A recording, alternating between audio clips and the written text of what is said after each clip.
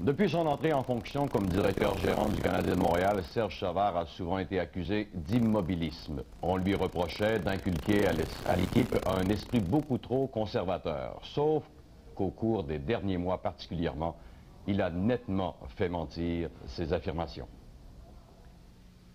Printemps 1989, les Canadiens atteignent la grande finale de la Coupe Stanley qu'ils perdent devant les Flames de Calgary. De cette formation montréalaise, les 4 premiers défenseurs ne sont plus avec l'équipe.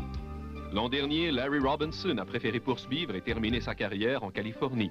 Rick Green a préféré se retirer plutôt que de poursuivre à Montréal. Il tente maintenant sa chance avec Détroit.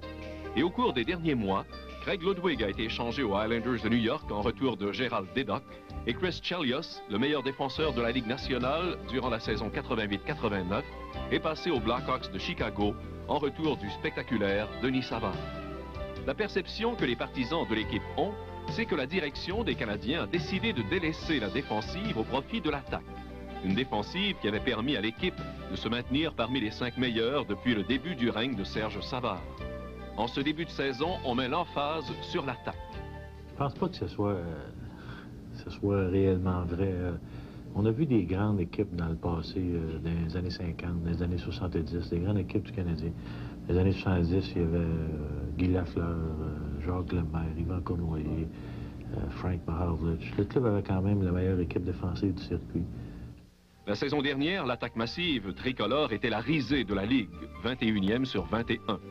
Afin de remédier à la situation, on a embauché Charles Tifo à titre d'adjoint de Pat Burns.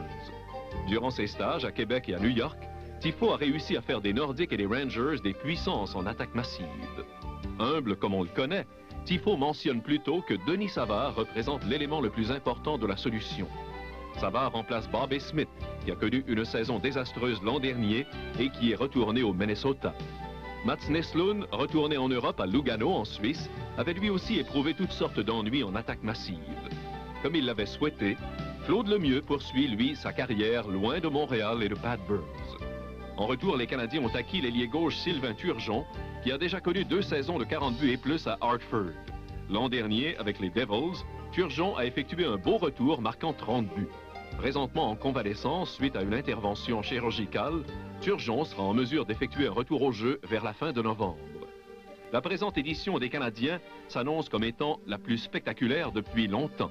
Je pense que oui, mais il faut toujours, je l'ai toujours dit, il faut toujours aller avec les éléments qu'on a.